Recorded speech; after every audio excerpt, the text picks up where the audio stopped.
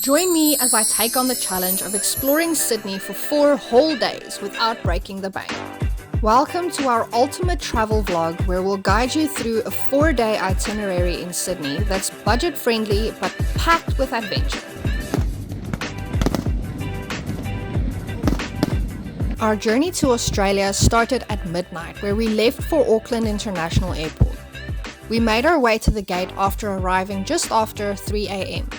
But we had to wait for it to open at about 5 a.m. before we could get ready to board our flight.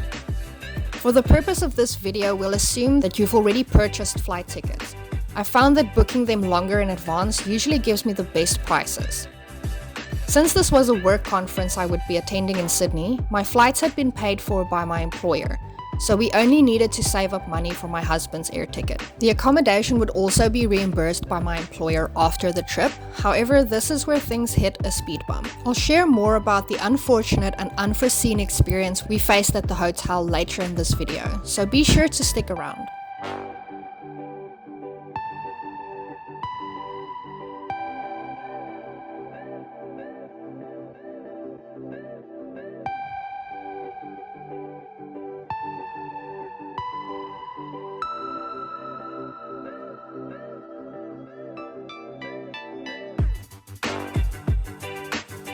We took a train from the airport to our hotel, but we kind of got off at the wrong station. However, this actually worked out in our favor because this station ended up being closer to our hotel. And while I had initially planned for us to start exploring right away to make the best of the day, we'd both been awake since the previous morning. So we were tired, hungry, and dying to put down our heavy bags. We also arrived about an hour later than we should have because our plane did face some delays. My first impression of Sydney was just wow. The skyscrapers are just that. They scrape the skies. They're pretty tall. It was super fun to see this and just to walk around and experience everything around us. Our first stop was the Queen Victoria building, an old shopping centre.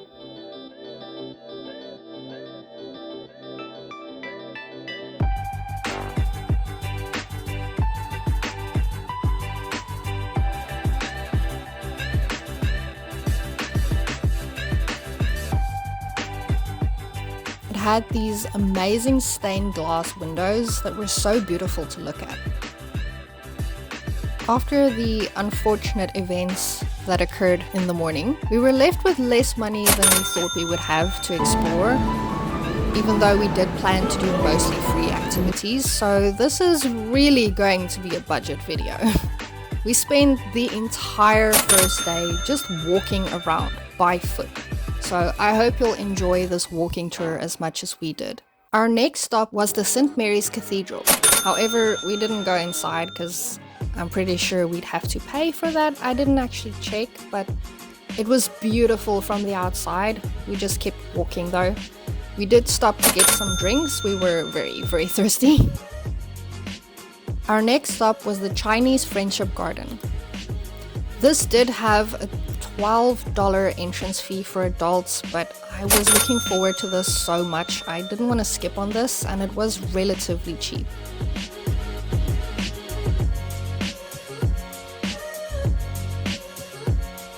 They had these little bearded dragons everywhere that were so cute to see, but a little intimidating, I'm not gonna lie.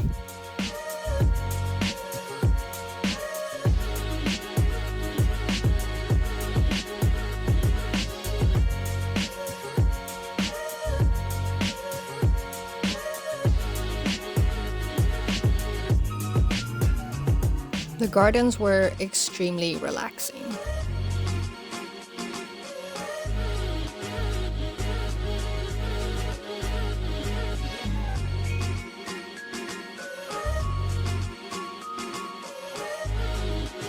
There was this beautiful little waterfall that flowed into a river.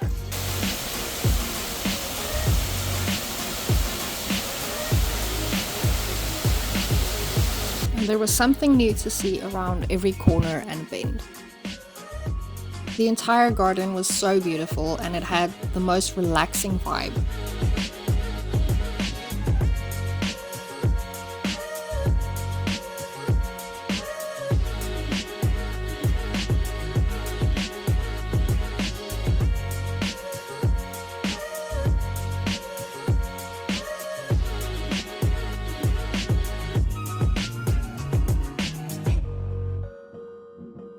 One of the biggest misconceptions about Sydney is that it's only for the rich.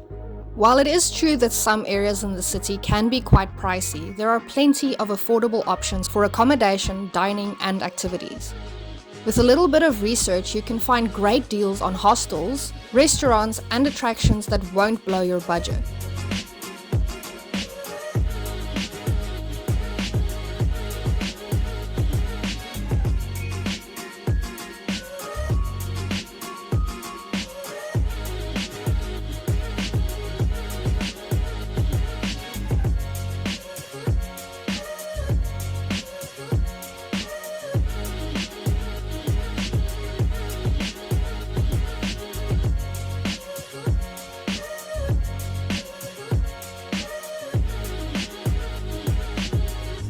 We also spotted some bonsai trees on our way out.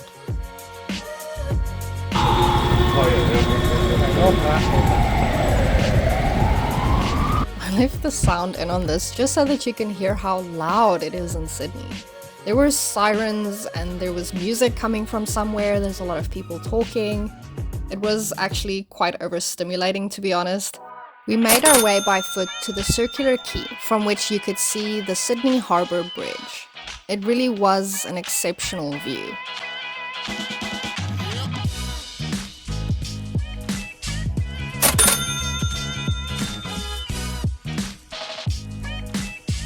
We kept walking and made our way towards the Sydney Opera House.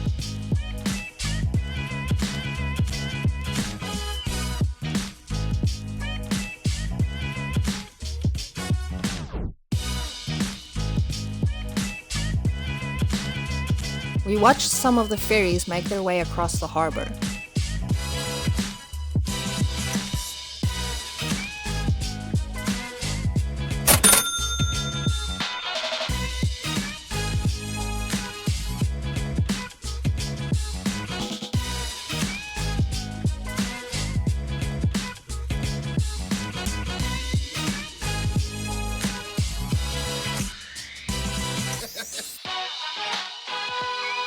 We stopped to take some photos, of course.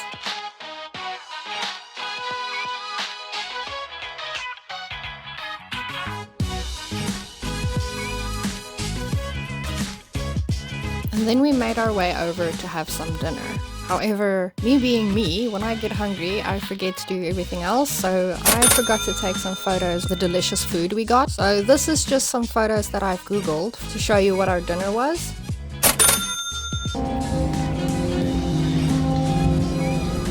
We made our way back to the hotel and stopped at Coles just to get some ramen noodles for breakfast. This was my step count for the day, just to show you how many steps we took.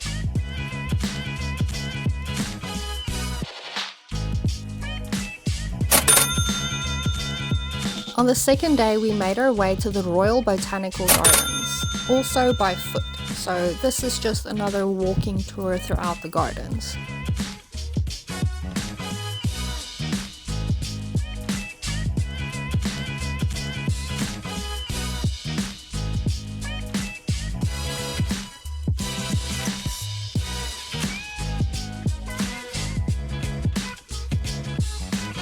There was a fish pond and I saw some fish jumping. I just couldn't catch any on camera. And we saw the most beautiful flowers everywhere, including this beautiful lavender. We kept walking until we found Miss Macquarie's chair. I believe that's how you say it. Please correct me if I'm wrong. Someone was sitting there, so we didn't go all the way up to the chair, but you can see it at the bottom below the tree in this scene. It was so cool to see the city in the background next to the contrast of the beautiful gardens. It was just so interesting. You could see both the Sydney Harbour Bridge and the Opera House from this point, so it was an awesome vantage point if you wanted to take any photos with both of them. We took a slightly different route on our way back. We did get a little lost again.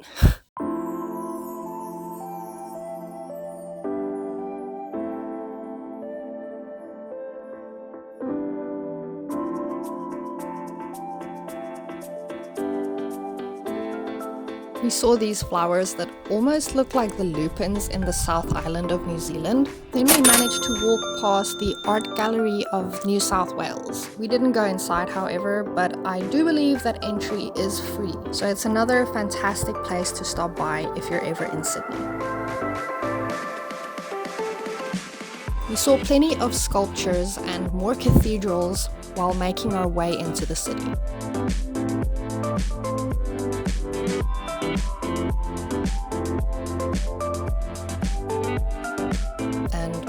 Whatever this sculpture is. For dinner, we made our way into the Chinatown night market. We stopped at the Emperor's Garden Cakes and Bakery to get some snacks. It was these lovely little cream puff pastries. We decided to do a sit-down dinner somewhere instead, so we did go to Grilled, I think it was, because the night market was absolutely packed, and I again forgot to take photos of our dinner, so we just each got a burger and chips. Day 3 involved taking a ferry to Watson Bay Wharf after my conference. We just had ramen noodles again that morning for breakfast.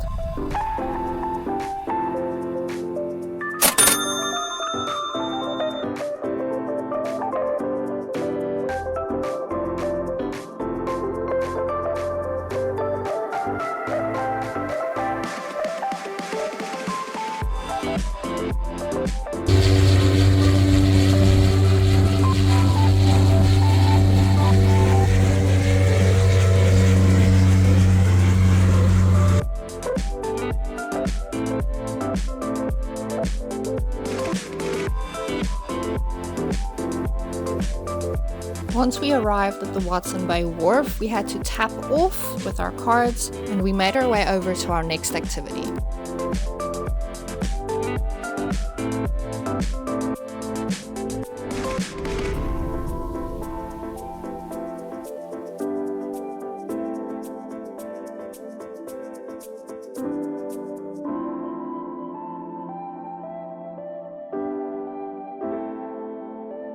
On the way there, we passed Lady Bay Beach, which, as you can see by the sign, was a pretty interesting place to walk by. If you do visit this attraction with kids, just be aware of that.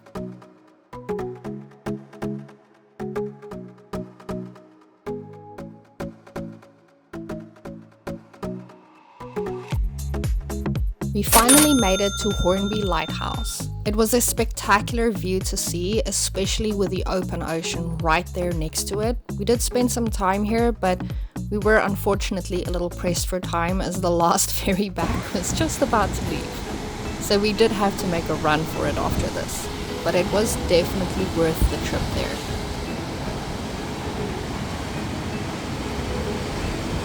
You could also see Sydney in the distance, which was another beautiful view.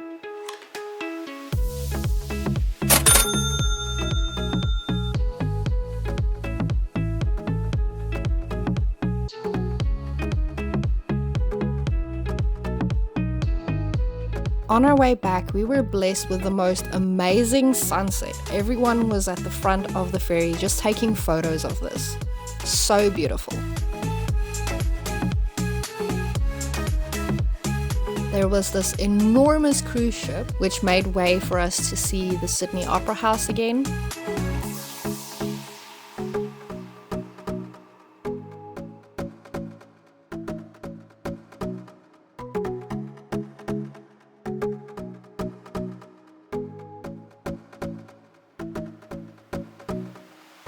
And then we were greeted with a stunning view of the Sydney skyscrapers.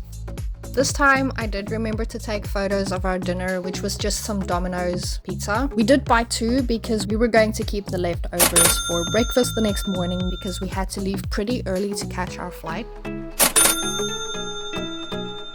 Before we went to bed, we had to go to Darling Harbour, where they have fireworks that go off, I think, every Saturday, but it is within a certain period of the year.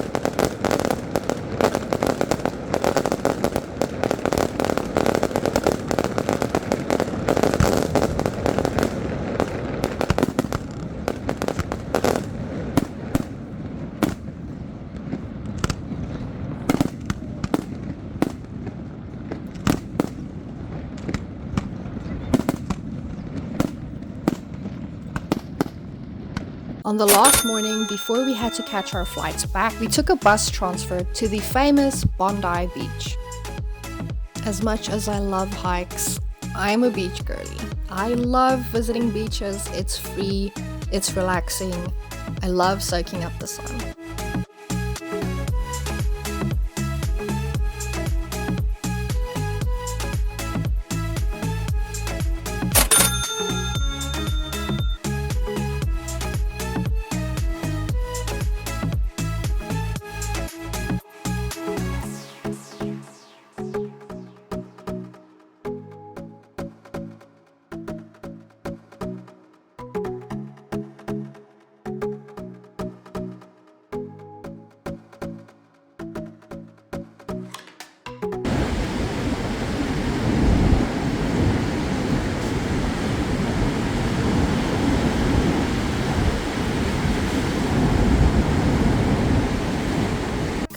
Pack our bags and leave for the airport. So we took another train back to the airport.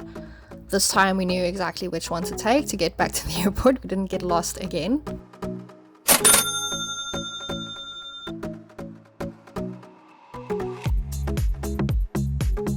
And finally, it was time to say goodbye to Australia and hello to New Zealand.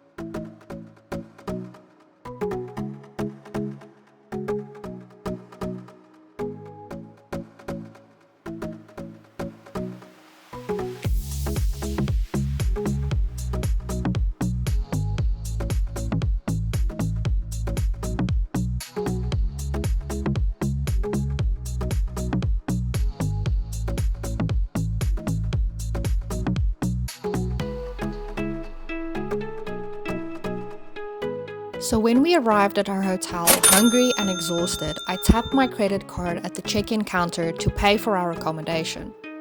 The receptionist then told me the card has declined, and I didn't think much of it at the time because I've heard from others that if you forget to notify your NZ Bank of international travel, they can temporarily block your cards. So I attempted to pay a second time with my debit card this time, but this also came up as declined. I took a moment to phone my bank to get my cards unblocked, but this was where I ran into some issues. The bank confirmed that there wasn't any block on my cards, and we noticed that both payments had actually cleared my account. So I showed this to the receptionist, but she still insisted that the payments had declined.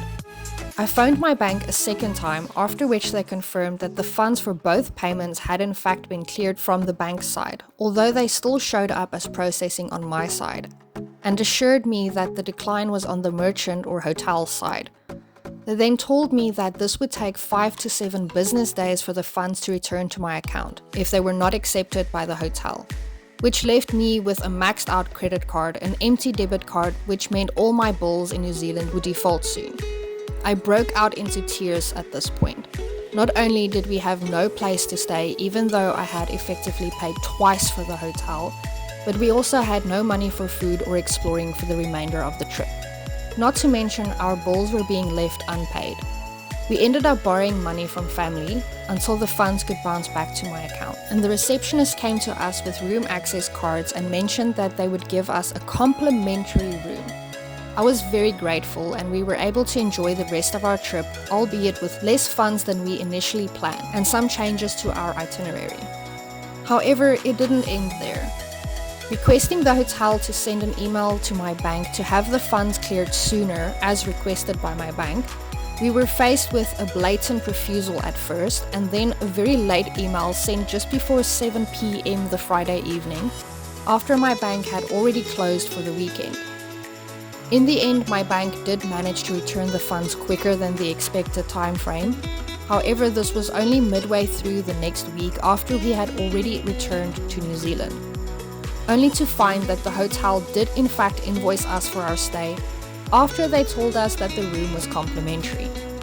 Now, I won't name and shame the hotel, but I can say that it was shocking to have received this kind of service, especially since it was actually a 5-star hotel that the conference was booked at. And quite frankly, I can only speak highly of 1 or 2-star hotels that I visited before. So this is your sign to book that cheap hotel instead of the bougie one, because you'll probably enjoy your stay a lot more.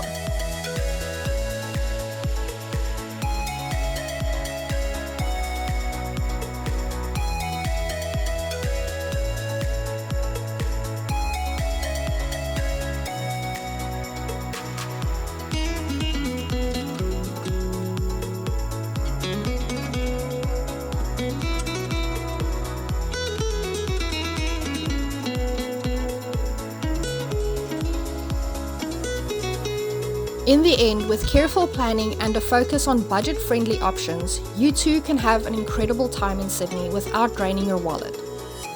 If you enjoyed this itinerary, don't forget to check out our other travel vlogs like this one on the top right, and share your thoughts in the comments below.